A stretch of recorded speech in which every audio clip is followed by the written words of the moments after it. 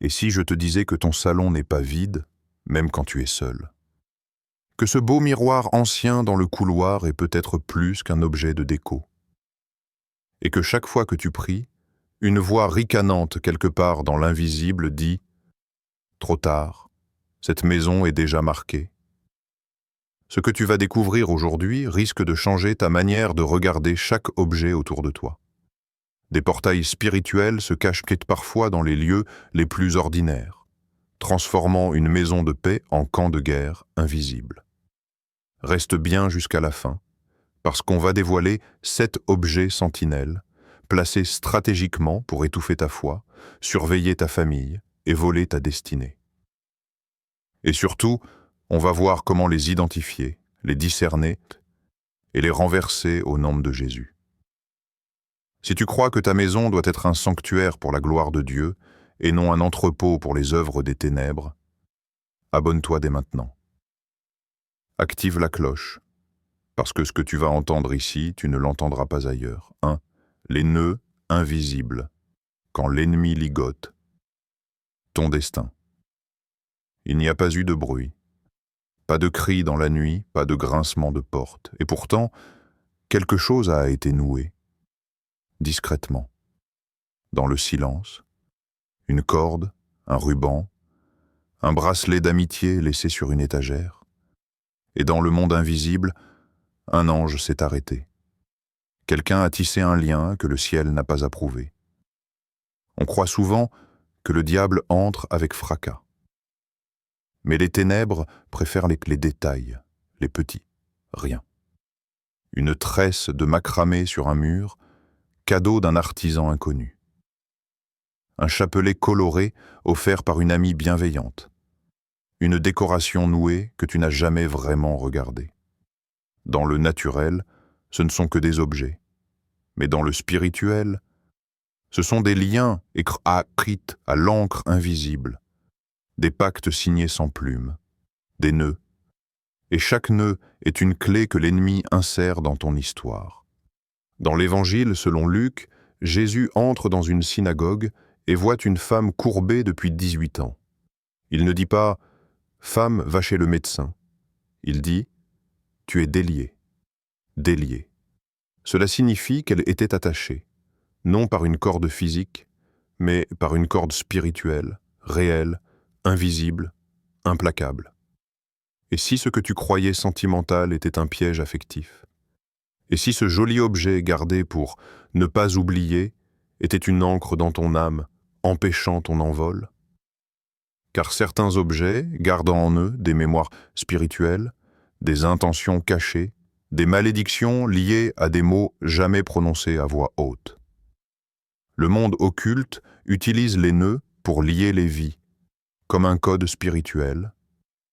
Un nœud pour ta santé, un nœud pour tes finances, un nœud pour ton mariage, un nœud pour ta paix intérieure. Et l'objet posé dans ta chambre devient une carte de navigation pour les esprits, un point GPS dans l'invisible. Ils savent où frapper, quand frapper, et surtout, pourquoi ils en ont le droit. L'ennemi n'a pas besoin de s'introduire par effraction s'il a été invité inconsciemment. Et le monde spirituel ne fonctionne pas avec l'ignorance, mais avec la légalité. Si tu as accepté un objet lié à une œuvre ténébreuse, même sans le savoir, tu as signé un contrat en silence. Dans le royaume de Dieu, on est libre. Mais dans l'univers des ténèbres, chaque lien est un verrou. Et tant que ce nœud reste, le verrou tient bon. 2.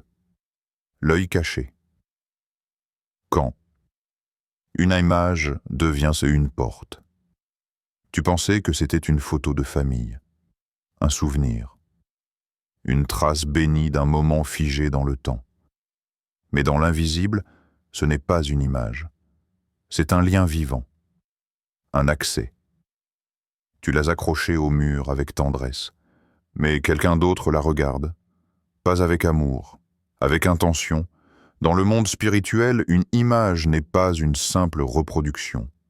C'est une empreinte, une extension, une autoroute vers ton identité.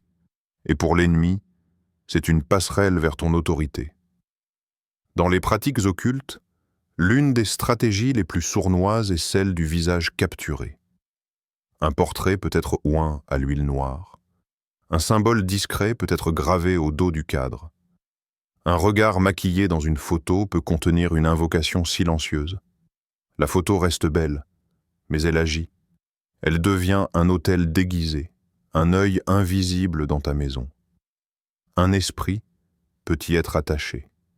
Et à travers elle, l'ennemi t'observe. Chaque fois que tu passes devant, il sait. Tes habitudes, tes émotions, tes heures de prière. Il n'a pas besoin d'être dans la pièce. Il voit à travers la photo. Les anciens le savaient.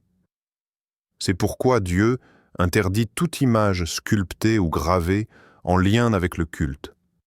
Non parce qu'il rejette l'art, mais parce qu'il connaît les ruses de ceux qui détournent l'image de sa fonction sacrée. Ton visage porte l'image de Dieu. C'est pour cela qu'il est attaqué. Pas seulement ton apparence extérieure, mais ce que tu représentes. L'appel, l'héritage, l'alliance. Un portrait détourné devient un instrument de brouillage spirituel. La paix devient confusion. L'unité devient tension. La bénédiction devient stagnation. Et si ce cadre qui trône dans ton salon était le récepteur d'un réseau d'oppression? Et si l'onction de ta maison avait été absorbée par un objet qui capte, qui diffuse, qui surveille? Un miroir renversé, un symbole caché dans la bordure, une huile versée quand tu n'étais pas là. L'œil du malin n'a pas besoin d'être ouvert. Il lui suffit d'un point d'entrée. 3. La poussière. Parle, le sol qui respire la mort. Ô toi qui foules la terre sans crainte, as-tu jamais demandé d'où vient la poussière qui colle à tes pieds, car il y a des terres qui bénissent et d'autres qui maudissent? Tu as reçu une plante belle, verte, vivante, mais sous les feuilles, dans la jarre en terre cuite, se cache un secret, un sol silencieux, mais saturé, imprégné d'une voix étrangère. L'homme fut formé de la poussière. Mais toute poussière ne vient pas du souffle de Dieu. Certaines sont ramassées au pied des tombeaux, d'autres volées dans les carrefours d'autels impurs. Certaines sont mélangées à des cendres de pacte ou à des larmes d'alliance brisées. Tu ne peux pas voir, mais tu ressens un poids dans l'air, une tension inexpliquée, un sommeil brisé. Tu pries, mais quelque chose étouffe l'atmosphère. La poussière parle, elle porte mémoire. Et quand elle est placée dans ta maison, dans un pot, un coin, un recoin discret, elle reproduit l'atmosphère du lieu d'où elle vient. La terre de malédiction transporte la confusion. La terre des morts appelle le deuil. La terre des pactes appelle les chaînes. Et tout cela, sous tes pieds. Aucun homme ne vit impunément sur une fondation maudite. Même Josué, victorieux, fut arrêté par une poignée d'objets maudits enfouis sous le sol de la tente d'Akan. Le sol cachait un crime spirituel. Et tant qu'il n'était pas révélé, la défaite régnait. Tu te demandes pourquoi l'oppression persiste. Pourquoi, dans certaines pièces, la prière s'arrête. Pourquoi ton esprit devient flou. Pourquoi tes enfants tombent malades sans cause. Et si c'était le sol? Et si une poussière étrangère avait été semée comme un poison invisible? Et si ta maison, pourtant lavée, était contaminée à la racine? Car l'ennemi ne frappe pas toujours à la porte. Parfois, il s'introduit par les semences qu'on laisse entrer sans discernement. 4. Les innocents infectés. L'enfance comme portail spirituel. Il jouait. C'est tout ce qu'il faisait. Il riait, posait ses petites mains sur le ventre d'un ours en peluche. Un jouet banal, rangé le soir, oublié parfois au pied du lit. Mais, dans l'invisible, une créature attendait, car l'ennemi ne déteste rien autant que la semence sainte. Il ne craint pas seulement l'adulte éveillé, Ils redoutent l'enfant marqué par Dieu. Les enfants voient ce que les grands ignorent. Ils rêvent vrai. Ils ressentent les esprits. Et c'est pour cela que l'ennemi les vise plus tôt, plus subtilement, plus profondément. Un simple jouet, un chien mécanique, une poupée chantante, un super-héros articulé. Mais quand tu regardes bien, un symbole étrange, une voix troublante, un regard qui dérange. Tu ne vois pas les pactes. Tu ne vois pas les invocations gravées en usine.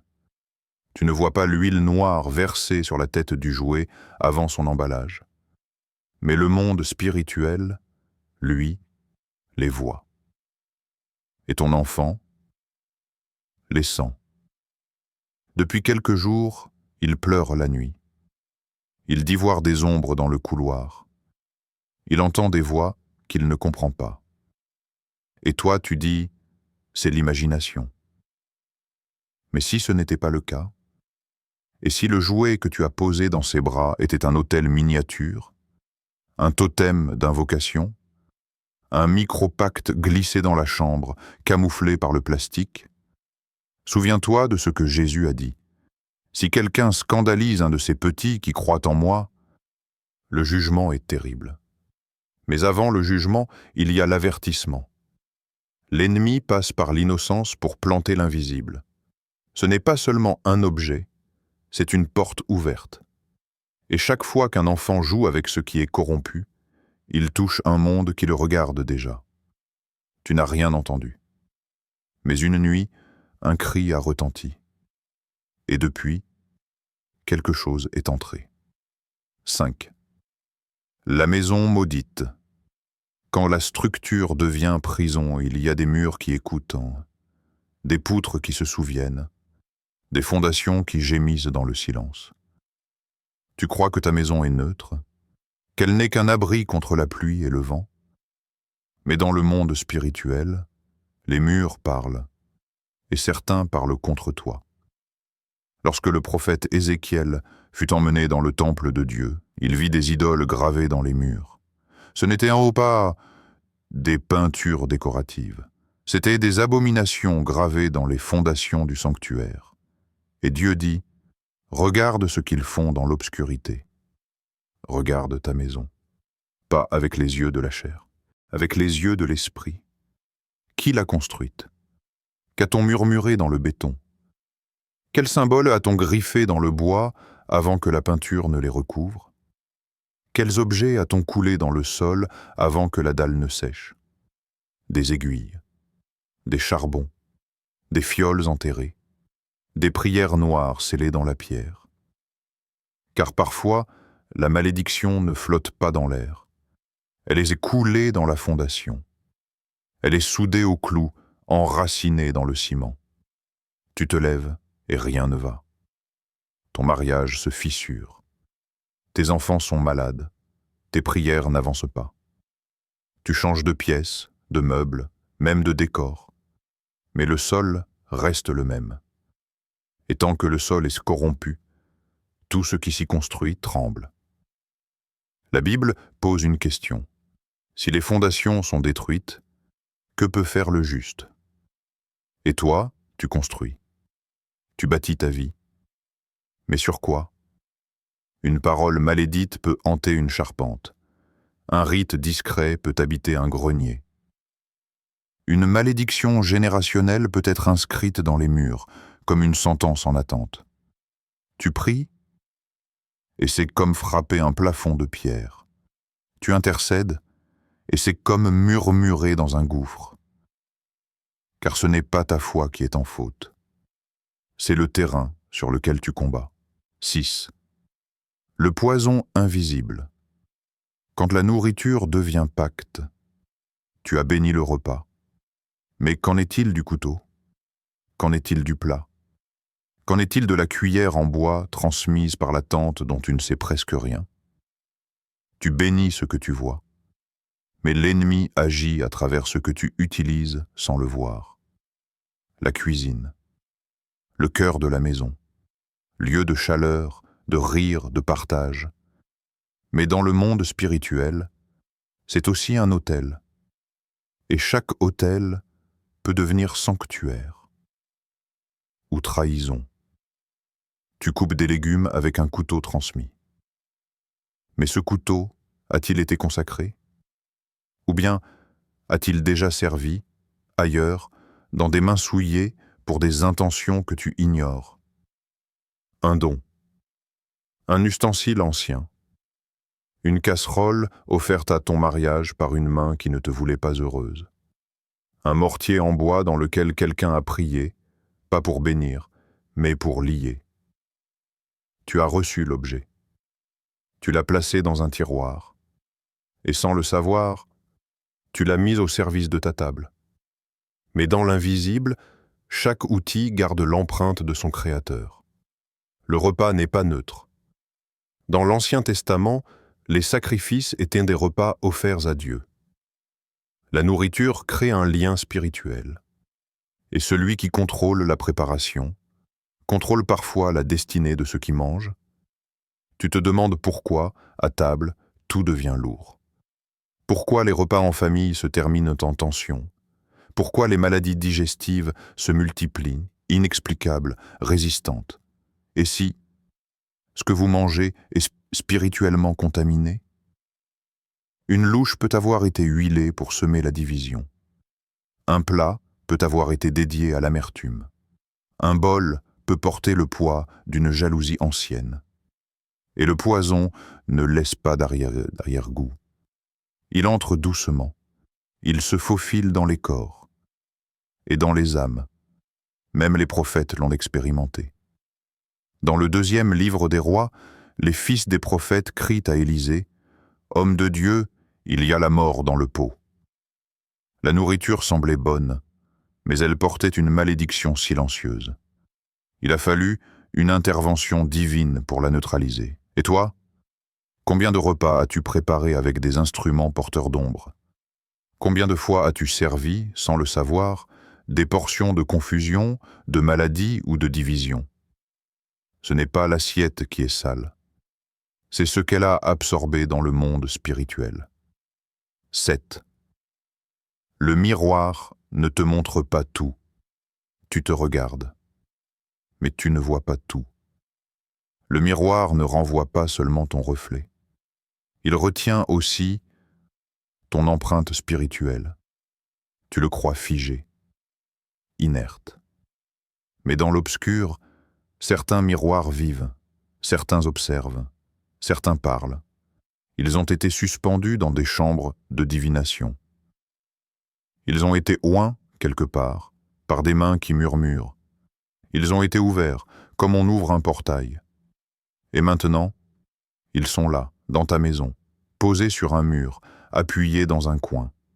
Comme s'ils t'appartenaient, mais si tu pouvais voir ce qu'ils voient, si tu savais qui regarde à travers eux, tu détournerais les yeux, tu couvrirais le verre, tu prierais avec des larmes. Il ne suffit pas de briser un miroir pour le faire taire, car ce n'est pas le verre, c'est ce qui a été appelé à travers lui. Des sorciers utilisent les miroirs comme on utilise une fenêtre, pour surveiller, pour espionner, pour attendre le moment de faiblesse. Certains cadres sont gravés de symboles invisibles à l'œil nu. Certains fonds sont noircis à la suie consacrée. Certains reflets s'ouvrent dans l'esprit, pas dans les yeux. Un miroir peut devenir un écran pour l'enfer, un émetteur de fatigue, un amplificateur d'angoisse, un réservoir de rêves troublés. Tu dors mal. Tu sens une présence dans la pièce. Tu as l'impression d'être observé. Et pourtant, la porte est fermée, mais le miroir, lui, est ouvert. La parole dit « Il n'y aura chez toi personne qui pratique la divination ».